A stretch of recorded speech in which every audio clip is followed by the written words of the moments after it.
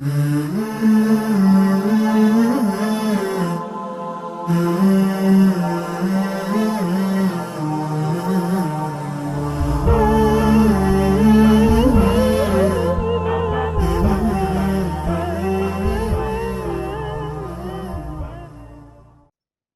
اللہ الرحمن الرحیم نحمدہ ونصلی علی رسولہ الکریم اما بعد۔ معزز ناظرین گرامی،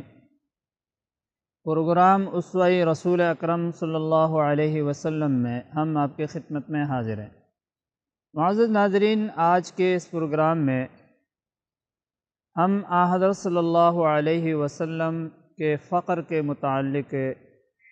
کچھ گزارشات عرض کریں گے کہ حضرت صلی اللہ علیہ وسلم نے اس دنیا میں رہتے ہوئے فقر و فاقہ کی زندگی کیوں اختیار فرمائی اور فقر و فاقہ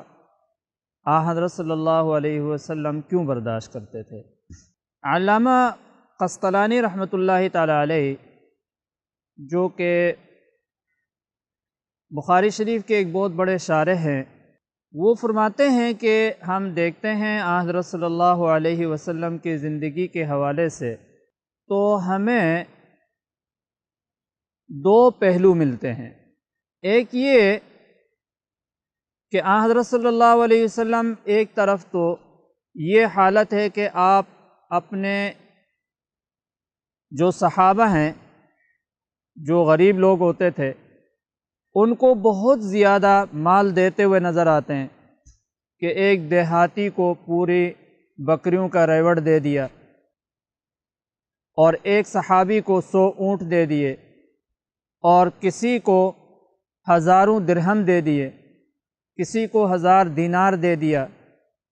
اور دوسری جانب ہم دیکھتے ہیں کہ حضرت صلی اللہ علیہ وسلم کئی دن تک آپ کے گھر میں فاقہ چل رہا ہے،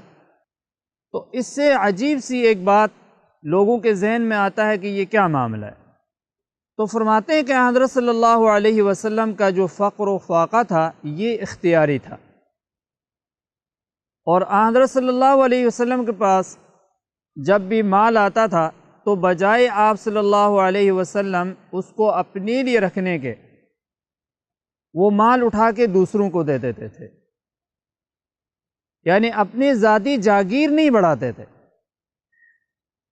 وہ اپنے جو مستحقین لوگ ہوتے تھے ان کو دیتے تھے۔ ٹھیک ہے، اگرچہ مکی کی زندگی میں بہت زیادہ فقر و فاقہ کا سامنا کرنا پڑا آپ صلی اللہ علیہ وسلم کو، کیونکہ آپ صلی اللہ علیہ وسلم پر معاشرتی پابندیاں تھیں، اور حضرت صلی اللہ علیہ وسلم کی نبوت کا ابتدائی کام تھا، تو حضرت صلی اللہ علیہ وسلم اس میں رات دن لگے رہتے تھے، اور ایک غم، پریشانی اور احساس ذمہ داری آپ پر غالب تھی، اور وہاں پھر جو مسلمان ہوتا تھا اس پر معاشرتی اور معاشی اور معاشرتی پابندیاں لگ جاتی تھی، جس کی وجہ سے تنگ دستی بہت زیادہ تھی۔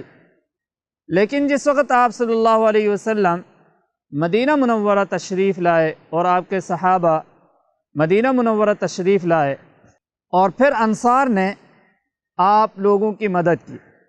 مہاجرین کی مدد کی، مواخات ہوا، ان لوگوں کو اپنے دولت میں، اپنے جاگیروں میں شریک کیا، اپنے باغات میں شریک کیا اور اپنے تجارت میں شریک کیا، تو صحابہ کرام رضوان اللہ تعالی علیہم اجمعین کی جو مہاجرین وہاں سے آئے تھے ان کی زندگی بدلنے شروع ہو گئی،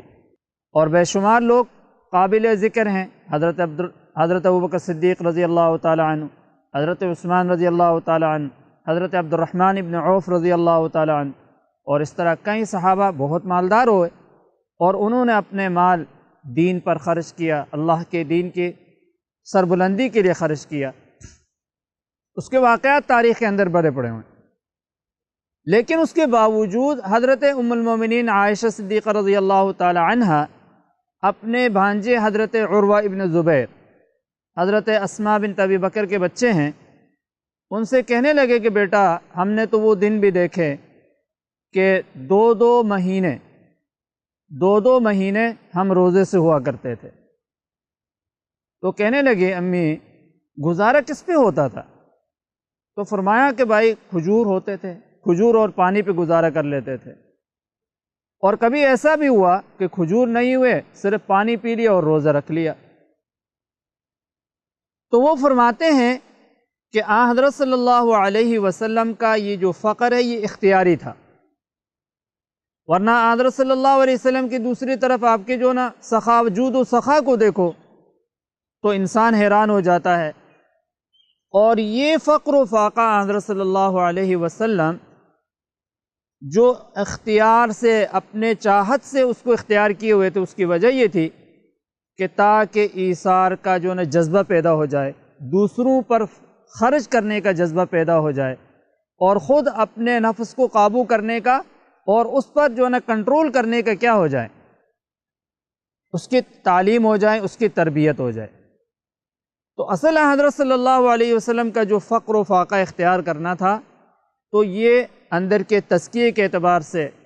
اور اپنے نفس کے ساتھ مجاہدے کے اعتبار سے تھا، ورنہ حضرت صلی اللہ علیہ وسلم کے پاس مال آتا جو اس کو اگر روک لیتے تو دنیا کے سب سے امیر ترین انسان ہوتے، لیکن حضرت صلی اللہ علیہ وسلم نے ایسا نہیں کیا، بلکہ جو آیا دوسروں کی مدد کی اور اس کے مقابلے میں خود فقر و فاقہ سے رہتے تھے۔ اور حضرت صلی اللہ علیہ وسلم نے اپنے امت کو یہ کہا کہ اللہ تعالیٰ سے فقر و فاقہ نہ مانگو، بلکہ کیا کہو گے؟ ربنا آتنا فی الدنیا حسنہ وفی الآخرۃ حسنہ وقنا عذاب النار، کہ اپنے لیے اللہ تعالیٰ کی جو ہے نا دنیا کے اندر بھی اللہ تعالیٰ سے اچھا مانگو اور اخروی اعتبار سے بھی اچھا مانگو، کیونکہ امت کا حال الگ ہے اور حضرت صلی اللہ علیہ وسلم کا حال الگ ہے۔ حضرت امامہ باہلی رضی اللہ تعالیٰ عنہ کہتے ہیں کہ میں نے حضرت صلی اللہ علیہ وسلم سے سنا، کہنے لگے امامہ اللہ تعالیٰ نے مجھے یہ فرمایا تھا کہ اگر آپ چاہیں تو میں مکے کے جو جتنے پہاڑی ہیں ان سب کو سونا بنا دوں، لیکن فرمایا میں نے کہا نہیں یا اللہ، مجھے تو یہ پسند ہے کہ میں فقیرانہ زندگی گزاروں، کہ ایک دن میں روزہ رکھوں، کچھ بھی نہ ملے میں روزے سے ہوں، تو فرمایا کہ اس دن کیا کروں گا؟ گریہ زاری کروں گا اور تجھ سے مانگوں گا، اور اگلے دن جب مجھے ملے گا تو فرمایا کہ بھائی میں اس پر تیرے شکر ادا کروں گا۔ تو انسان کے پاس دولت ہو تو اس کا یہ مطلب نہیں ہوتا ہے کہ بھائی کہ اس کو فضول خرچی کریں، اس میں تبذیر کریں، اس کو اللہ کی نعمت سمجھ کر دوسروں پر خرچ کریں۔ اور دولت مند ہوتے بھی ہمیں کبھی کبھی ان آپ صلی اللہ علیہ وسلم کے اس سنت کو اپنانے چاہیے، اور پھر دیکھیں اس کا کتنا مزہ آتا ہے۔ اللہ تعالی ہم سب کو عمل کرنے کی توفیق نصیب فرمائے۔